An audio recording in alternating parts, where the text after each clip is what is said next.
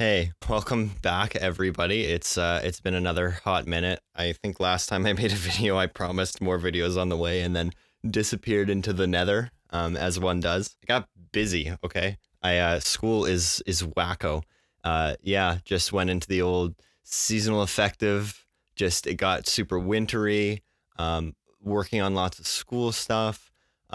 Didn't feel motivated to get in front of a camera again.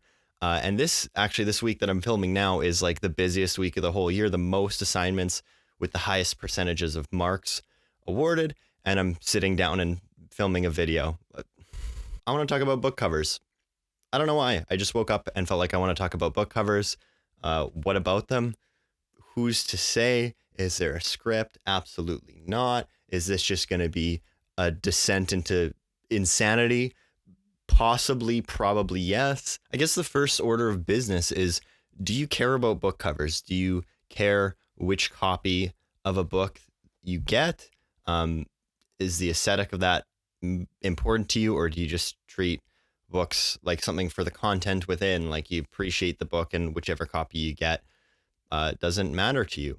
I feel like that's like the latter is what I want to be and wanted to. And now I'm at the point where I'm like, I kind of just want nice copies of books, not necessarily new ones, mind you. Like I have friends who they won't buy a book secondhand or like from thrift stores until they find the copy they like. I don't know. I originally thought that was a little bit silly. Like if I found a copy of a book I want for $2 at some little thrift store, I'd just buy it even if it's ugly.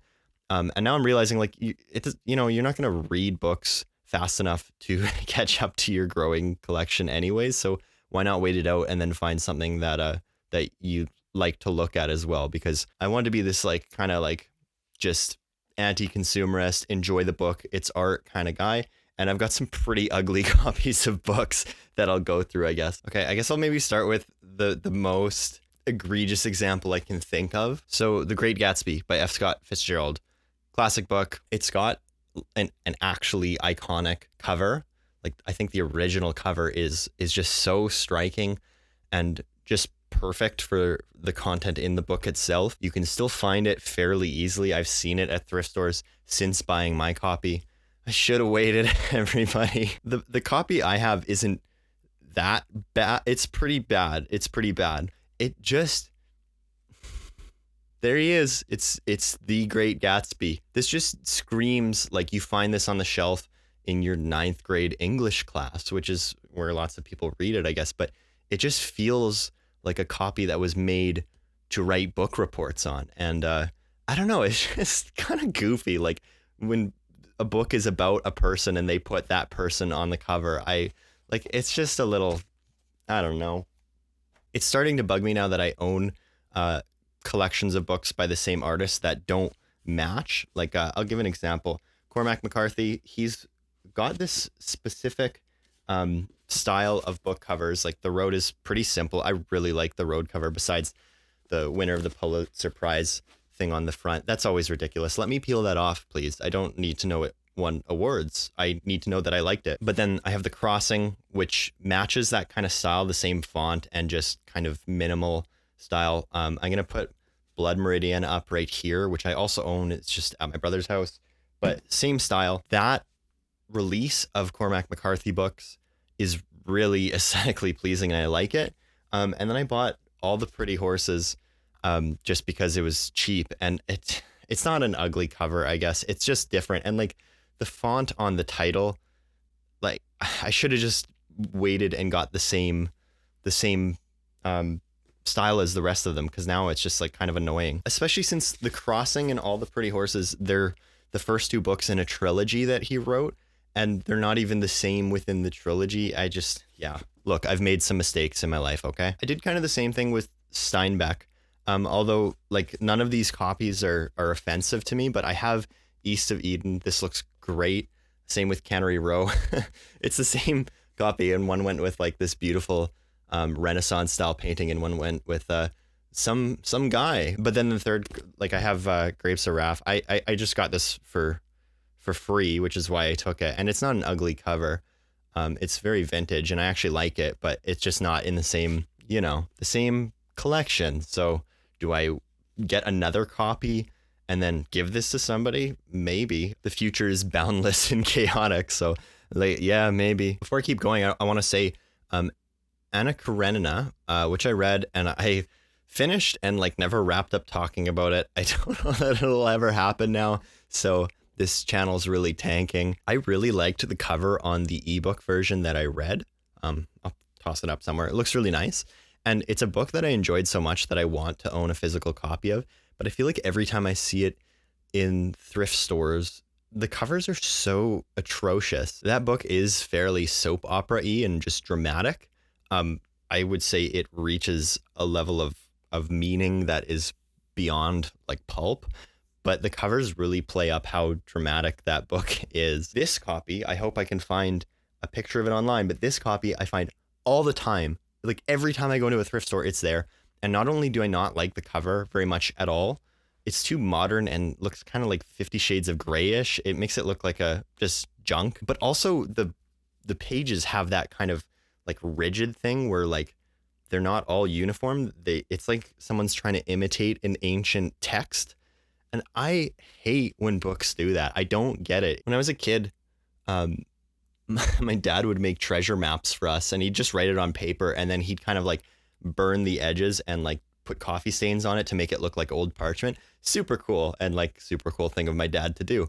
But when you're purchasing the copy of a book to put on your shelf as a tax-paying adult, that's the same vibes as like making it look like an old chart. And I just think it's a bit silly. I find that Dostoevsky's books generally have really nice covers and lots of different editions to choose from. I bought this copy of the Brothers Karamazov because I think the cover is so striking. And I have since found out that this translation is like the plebeian version. People who read Russian literature a lot, which is not me, they obsess over the translations. And like, if you're not reading this translation, you're a simpleton. And I just don't care enough. I'm going to read this copy because it looks nice. So, I just want to say this looks like the illegal ebook version. It's like a version of the ebook that you would pirate, which I guess it's in public domain now, but I hope you get what I'm saying. It's just like, this looks fake. This doesn't look like a real book. I have 2 copies of Heart of Darkness, and I'll explain why. So this is the copy that I bought in, I think, high school because we were covering it in English class. And this is the copy that I fell in love with. I also have this copy, which is nice. It's a little more like vintage looking. Still like a nice looking book. I have this one because I was at a Christmas block party, like in my neighborhood. And a girl who I know kind of well, but like not in touch with anymore. I mentioned Heart of Darkness and she's like, "Oh, great book. I'll loan it to you." And I was like, "Yeah, no, I have it. Thank you though." And she's like, No, I'll get you my copy so you can read it." And I was like, "I've read it and like can read it whenever I want because I own it." And she's like, "Here, let me grab it for you." I don't know like how much like rum and eggnog she had. This was like 10 years ago, but she loaned me her copy because she wanted me to read it and wasn't picking up what I was putting down.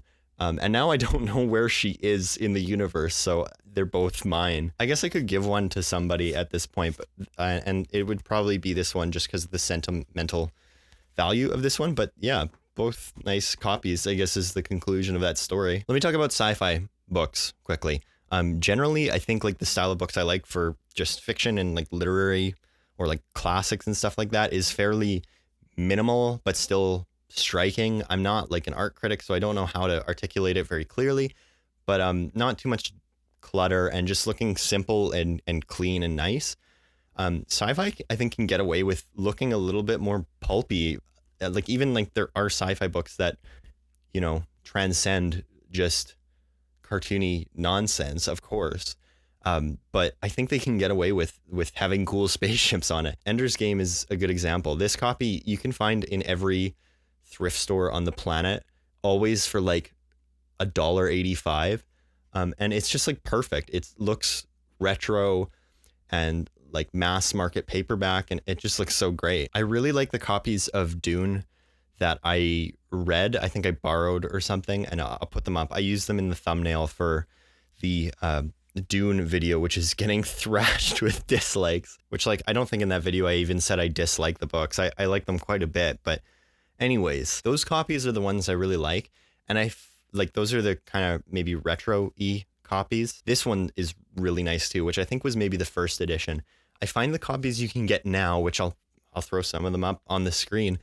I don't like how any of them look. They just, for a sci-fi that was written in like the 60s, I think even if you're releasing a new version of it, why not make it look kind of that kind of retro sci-fi look that it's like people had no clue what the far future would look like, so they just gave it their best crack. And that's why, like, when you see cartoons of like the year 2000, people are flying around on jetpacks, you know, Jetsons style kind of retro future. That was a lot of word vomit. Those covers are so cool though, and I just don't. I feel like current designers of books like Dune should just keep up with it, because these ones, they just look too modern, and I don't know, not for me, I guess. I don't like when books are so simple as to not tell you much about it. Well, okay, obviously the road says nothing, but I think just the black, I think that's appropriate given the content of this book. I talked about Invisible Man on this channel in the past, and like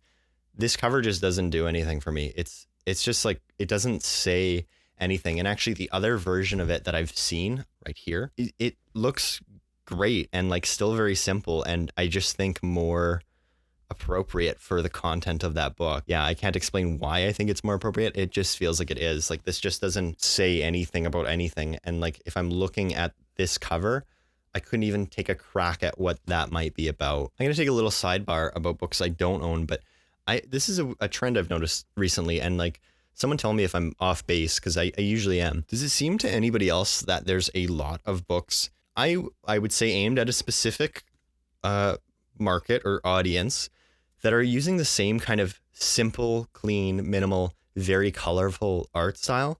I know Sally Rooney is like a popular author. I don't really know a ton about what her books are about. They're like kind of romantic people dramas. They sound kind of good, actually. Like, I actually want to read Sally Rooney at some point. And her book covers have a nice style. And then I find that there's other books, which I will put up on screen now, that kind of like all these books that I'm putting on the screen right now, they all blur together for me. Like, people tell me about a book they're reading, or I'll see it on someone's coffee table when I go over, and I'm like, is that another Sally Rooney book? Or like, they all just blur together in my head because they use this very minimal, colorful style, which again is not ugly. It's not bad. I like it. I just have no sense of who wrote any of these books or what they're about, really. And they just get mixed up in my brain. This is me making assumptions because I don't know anything about any of these books, but just an observation. Does it seem like every book coming up now has the exact same cover? Does anyone else feel the same way? Book covers that use images from the film adaptation, how do we feel about it, gang? I think most people agree it's a crime against humanity to even print these. Like, anybody who's interested enough in the movie, I feel like they'll be able to hunt down the book without literal images of the actors on it. Like, if they want to read the book, they'll find it. I don't know who these copies are for. I got this copy of Brief Interviews with Hideous Men because it was cheap, and I wasn't particularly concerned about having it for my collection.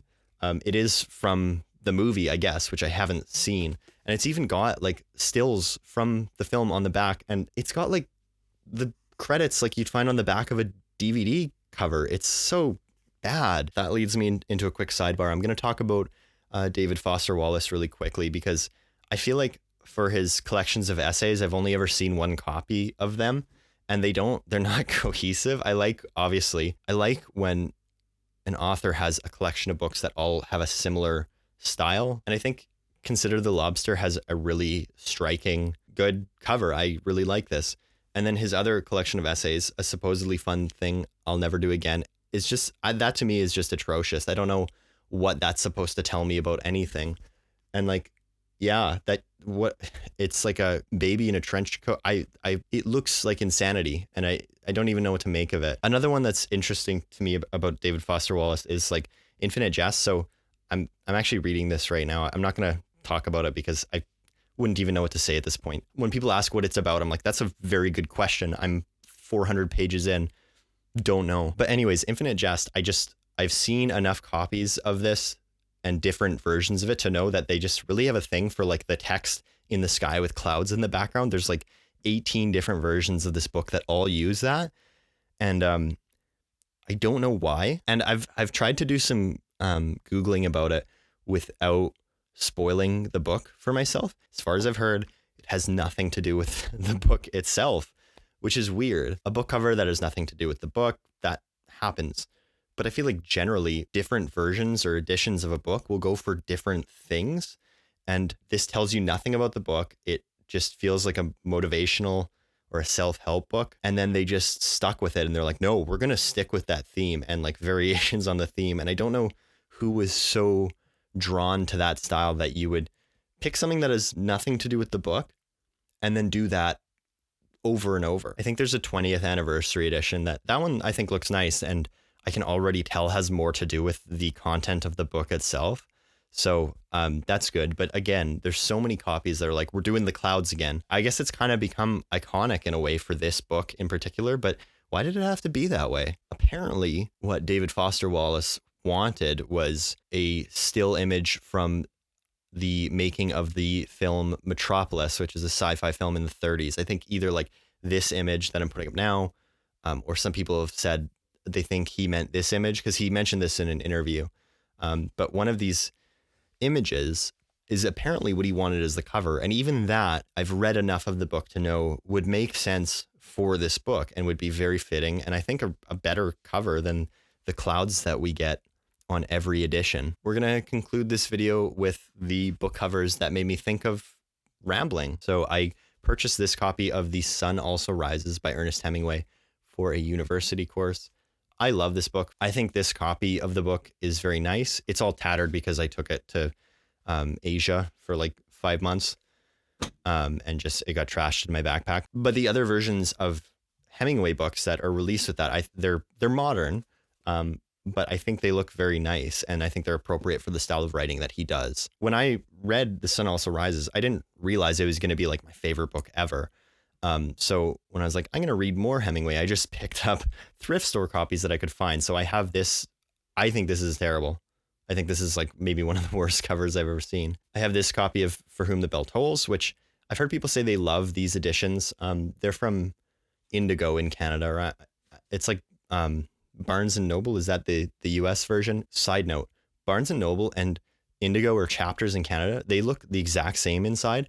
And I've looked this up. I don't think it's the same owners. So somebody is like seriously plagiarizing the interior design. But anyways, you can get these like copies of classic books at Indigo in Canada. And I've heard some people say they think they look really nice. They look fine. I don't know. I just don't think classics should look so, I don't know. So my Hemingway collection is not cohesive, which is starting to drive me crazy. I might try to track down nicer copies of For Whom the Bell Tolls and A Farewell to Arms. But I will never in a million years get rid of my copy of The Old Man in the Sea. I bought this in some little bookstore in, I think, Thailand for like probably less than $1. So you're writing a book called The Old Man in the Sea, and the publisher says, well, so then we will put the old man in the sea. They got it all.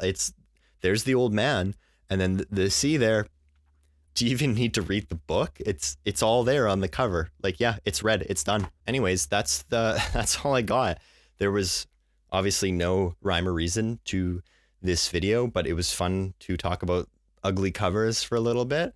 I hope people enjoyed. What do you like from a cover? What draws you to it? Because some of these covers that I've shown that I think are kind of lame, some people really love, and there's no wrong answers here. But yeah, tell me about your favorite covers. Thank you for watching. I will see you again in another couple months, apparently. Bye, everybody.